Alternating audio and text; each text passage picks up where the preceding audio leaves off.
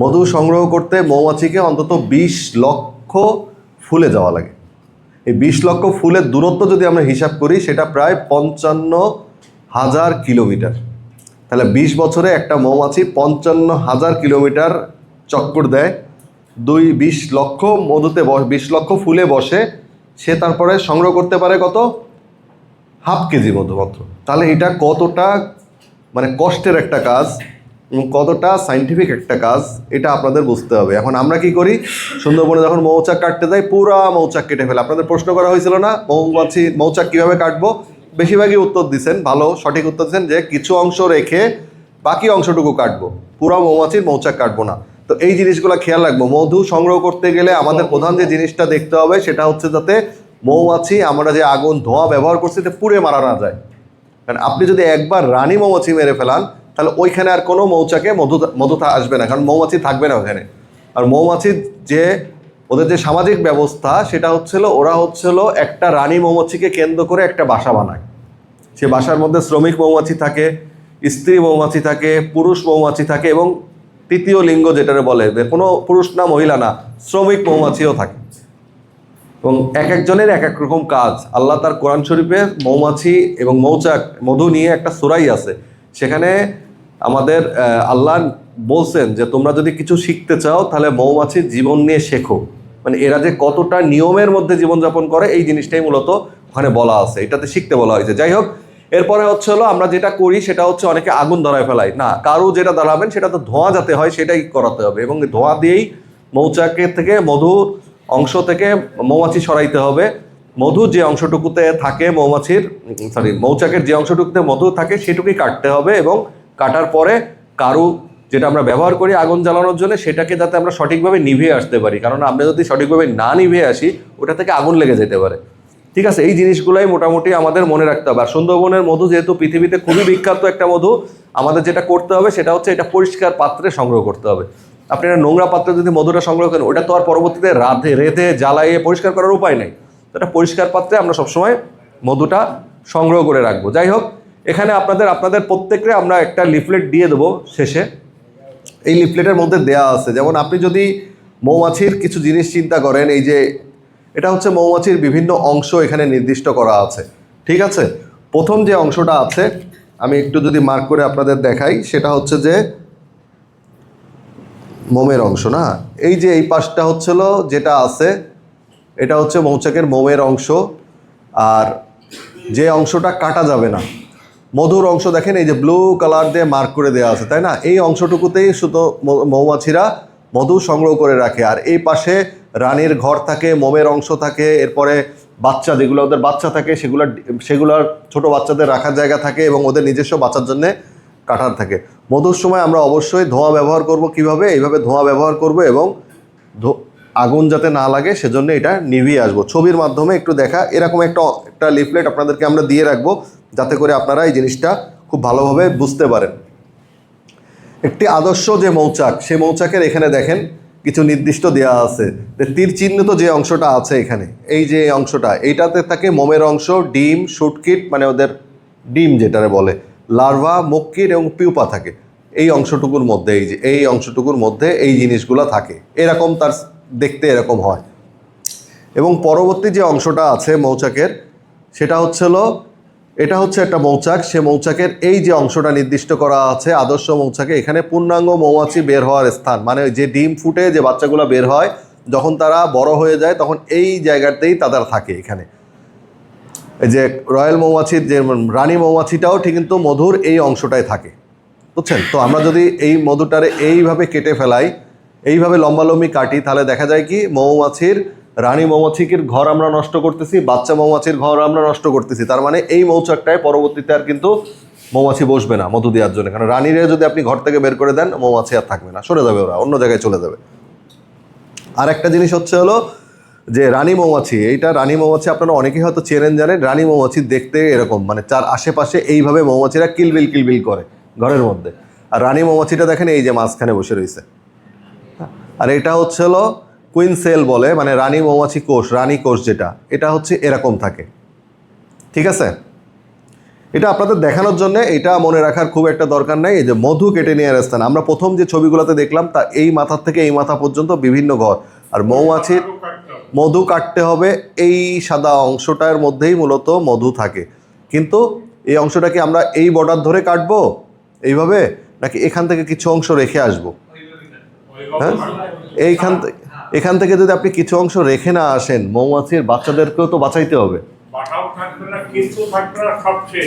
এই যে এই জন্য এখান থেকে কিছু অংশটা এইভাবে রেখে আসতে হয়, যাতে করে ওখানে কিছু মধু থাকে, যাতে করে ওরা বাচ্চাদের খাওয়াতে পারে, এবং তারপরে দেখবেন 7 দিনের মধ্যে ওরা আবার এই ঘরগুলা তৈরি করে ফেলায়, তাই না? তো আমাদের কাটার সময় আমাদেরকে এই বিষয়গুলা খুব ভালোভাবে খেয়াল করতে হবে।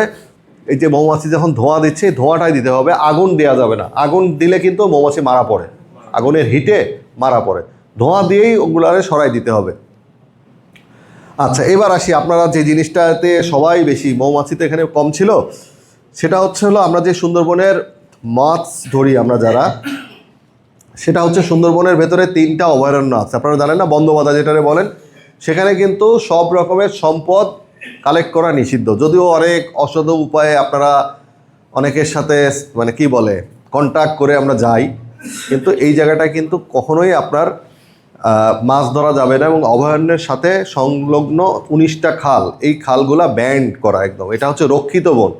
এটা হচ্ছে হলো এইসব জায়গায় প্রোডাকশন হাউস বলে এটারে, তৈরি হয় এখানে। মানে আপনি সারা জায়গা থেকে মাছ ধরেন, কিন্তু সুন্দরবনের এই কিছু জায়গা অভয়ারণ্যগুলোতে যদি মাছ না ধরেন তাহলে ওইখানে উৎপাদন হবে, ওরা সারা জায়গা ছড়ায় যাবে, আপনি ওই সব জায়গার থেকে সবসময় পাবেন। এখন কথা হচ্ছে যে আমরা তো পাই না। আমরা বলি যে সুন্দরবনের এখন প্রায় অর্ধেকের বেশি যে জায়গায় সম্পদ আহরণ করা নিষিদ্ধ, তাহলে অন্য 50 ভাগ থেকে আপনাদের সম্পদ আহরণ করতে হয়। এখন এইসব জায়গায় অনেকে বলে যে এখানে তো কিছু পাওয়া যায় না, সব তো ওই অভয়ারণ্যের মধ্যেই ঢোকে। কিন্তু আপনি একটা জিনিস চিন্তা করেন, আপনার ঘরে রান্না করার জন্যে একটাই চুলা, এই চুলাটাই আপনাকে রান্না করতে হবে, বাইরে কোথাও যেতে পারবেন। এখন আপনি যদি ওই চুলাটাই ভেঙে ফেলান, তাহলে আপনার ঘরে কি আর রান্নাবান্না হবে? সেম অ্যাজ যেখানে বাচ্চা উৎপাদন হবে, যেখানে মাছ ডিম পারতেছে, যেখান থেকে মৎস্য সম্পদ চারি জায়গায় ছড়ায় যাবে, আমি যদি সেই জায়গায় যে হাত দিই, আমরা ছোটোবেলায় সবাই একটা গল্প পড়ছি যে একটা হাঁস সোনার ডিম পারতো, প্রতিদিন একটা একটা করে ডিম পারতো, এবং এক কৃষক সেই ডিমটা বিক্রি করে তার সংসার চালাতো। তার ওয়াইফ ছিল, মানে তার স্ত্রী ছিল অনেক লোভী, সে ভাবতো প্রতিদিন একটা একটা ডিম না নিয়ে আমি তো মাছের পেট থেকে সব কটা ডিমে একবারে বের করে নিতে পারি, তাহলে তো আমরা একবারে অনেক ধনী হয়ে যাব। সেই হিসেবে কৃষক গেছে খেতে, আর এসে দেখে যে বউ তার হাঁসটা বা মুরগিটা জবাই করে দিছে। কী জন্যে? একবারে ধনী হওয়ার ইচ্ছা। তা আমাদের ভেতরে এরকম মানে লোভী একটা মানসিকতা আছে, মনে করি যে বন্ধবাদায় যদি আমরা যাইতে পারি ওখানে সব সময় ভালো কিছু পাওয়া যায়, বেশি পাওয়া যায় করি, কিন্তু এটাতে আমরা আমাদের সর্বনাশ করতেছি, এটা আমরা খুব একটা বুঝি না। প্রজনন মৌসুমগুলোতে যেমন দেখেন জুলাই আগস্ট এই সময় তো এক সময় বন্ধ থাকে, আর একটা হচ্ছে মার্চ ফেব্রুয়ারি, জানুয়ারি আর মার্চ, এই জানুয়ারি ফেব্রুয়ারি, এই যে কিছুদিন আগেও তো সুন্দরবন বন্ধ ছিল, এই যে মার্চ থেকে আপনাদের আবার চালু হয়েছে এখানে। এই সময়টা থাকে হচ্ছিল কাঁকড়ার ডিম পাড়ার মানে সময়।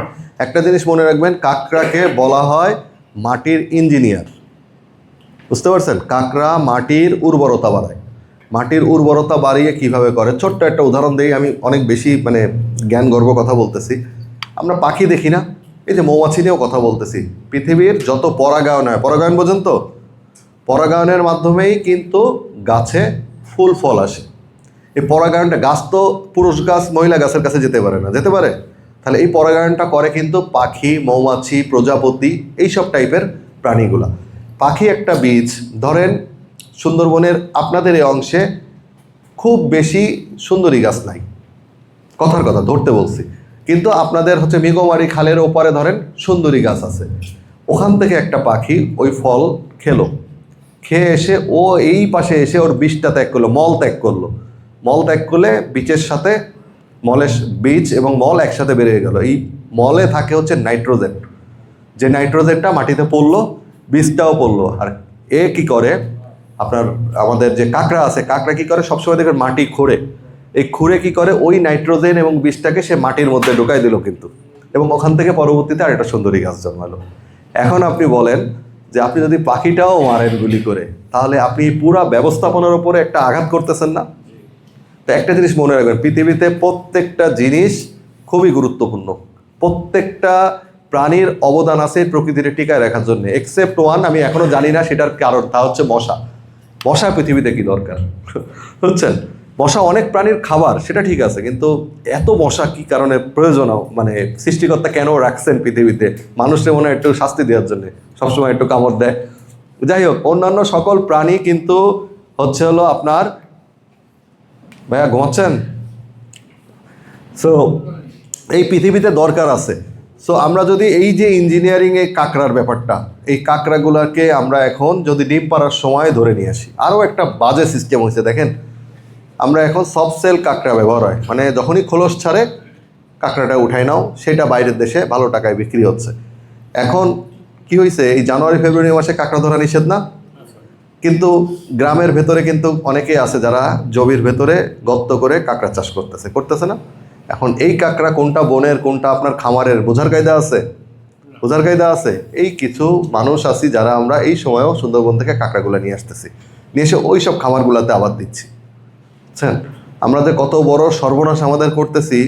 গজারিয়া সুন্দরবন, চাকরিয়া, কি যেন সুন্দরবনটা, চকরিয়া চকরিয়া একটা সুন্দরবন ছিল আমাদের, চকরিয়া এরকম সুন্দরবনের মতো, এবং এর থেকে বেশি উদ্ভিদ ছিল এখানে।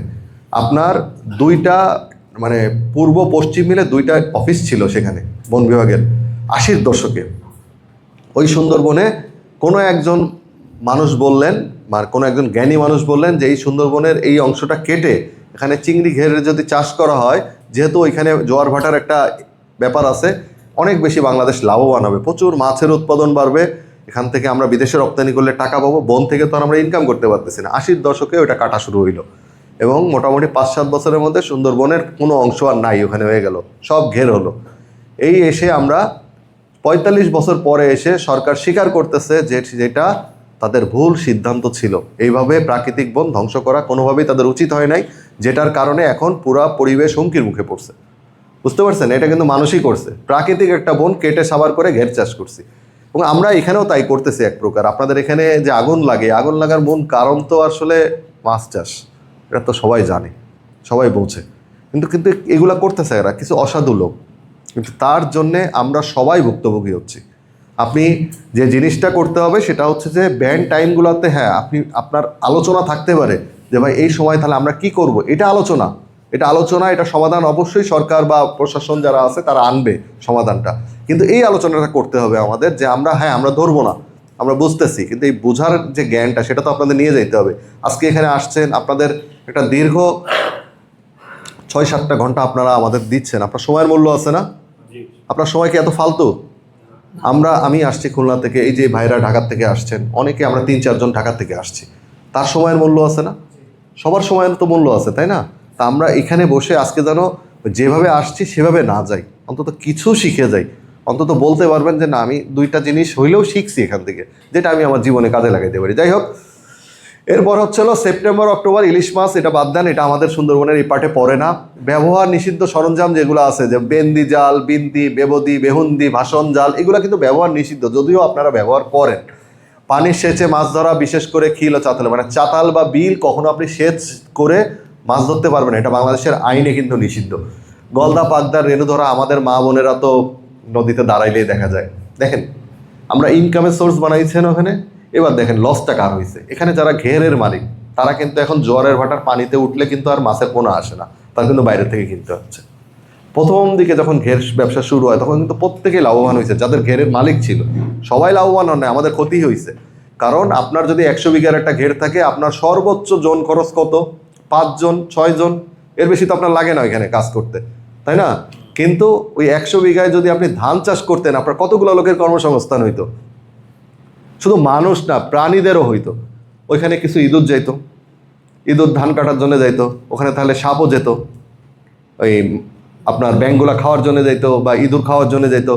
ব্যাঙ যেত, পানি জমলে পোকামাকড়ে, যে মশা বললাম, মশা অন্যান্য পোকামাকড় এসে বসতো, সেগুলো ব্যাঙ খেত। তো অনেকের খাবারের সোর্সিং আপনি বন্ধ করে দিয়েছেন ধান চাষ সরাই দিয়ে। আমি গতকালকে একজনের সাথে আসতেছিলাম, তো ওনাকে আমি মুরব্বী মানুষ, আমি ওনারে ইজি বাইকে আসতেছি মংলা থেকে এখানে, ওনাকে আমি জিজ্ঞেস করছি যে চাচা আপনার যৌবন